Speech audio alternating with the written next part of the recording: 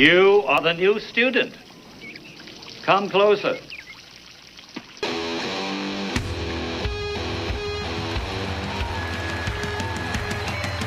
From the world-famous Blackbird Studios, it's the Raves podcast. And now, Raves. Hey now, welcome to the show, Rave X Podcast, episode 53, a little episode I call Let It Go. I'm your host and third-generation New World Samurai, Rave X. Now, I wanted to start telling some of these sort of Zen Kung Fu stories that I've read and heard from friends of mine and shit, and that really kind of stuck with me through life, because there's a lot of good messages and lessons in these stories. Now, this particular one was told to me by a guy who I used to spar with years ago in my 20s, man, when I was first really getting into Kung Fu. And me and this cat, haven't heard from him in a while, man, but we used to spar so long, like for hours and hours, man. We'd spar until we had bone bruises on our arms, because that's how we rolled. Anyway, I hope you enjoyed this story. I know I do. And with that being said, kids, let's dive in. So back in the old Kung Fu days when you would train at like a monastery and that was your life and you didn't get much social interaction, what would happen is once a week they would send out two students into the city, right? It was like a 5-mile walk, sometimes a 10-mile walk, and they would go into the city and they would grab supplies. And this is the story of two young Kung Fu apprentices and their experiences on that day. Now the older student, his name was Shin, and he would be called the Si Hing, which is the older, wiser student. The younger one was named Yao, or the Si Dai, the younger brother or younger student, right? Kind of like the way there's always two Jedis. You guys know that. So, one day, they're taking their walk down to the market. And it's a pretty uneventful walk. They're talking and philosophizing on life and martial arts and all that stuff. They pick up their groceries and things that they need, like rice and some fabric and a couple of bowls, and just stuff that the monastery would need to keep going. They start walking back. It's a hot day. It had rained earlier, man. They got some heavy rains, And the older brother sees a young lady, a very pretty young lady, and her bag had torn open, her burlap sack, and all of her groceries and stuff were all over the road, and she was crying because there was a part in the road that had flooded. There was like 1.5 feet of muddy water there, Now, the two Kung Fu students were forbidden to really talk to women, just like Jedis. You can't have love, you can't flirt, you can't get with the hibbity-dibbity. But the older student, Shin, he sees that this woman needs his help. So as a gentleman, he gathers up her groceries and stuff and wraps them in some cloth and hands them to her.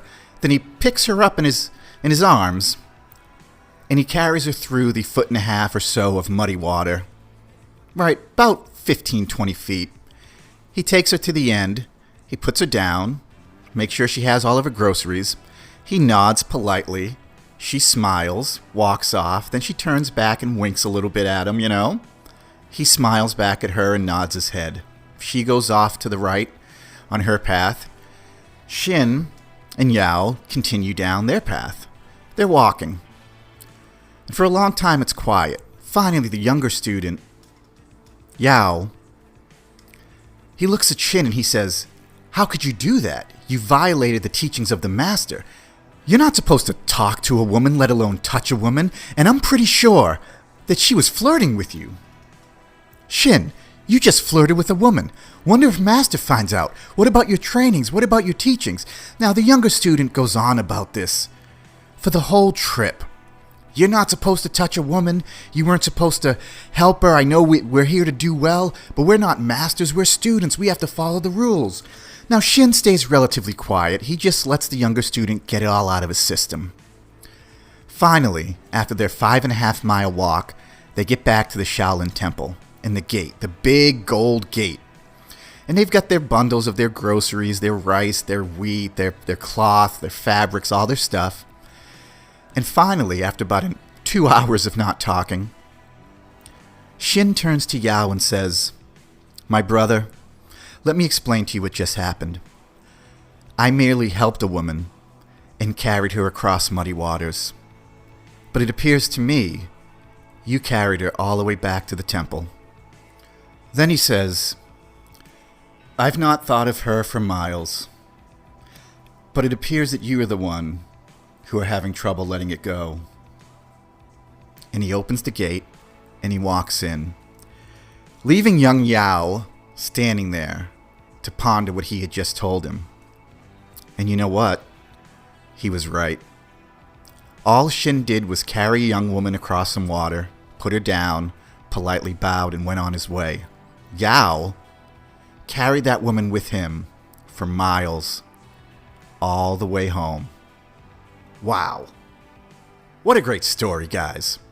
Anyway, we're going to do a short show today. I'm going to let all that knowledge sink in. My name's Ravex. Thanks for tuning in. Do me a favor.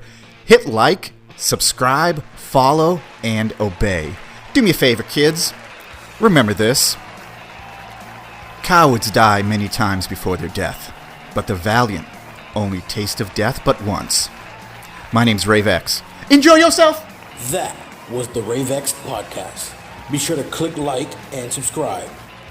For podcasts, new music, and all things Ravex, go to youtube.com and search Ravex Music.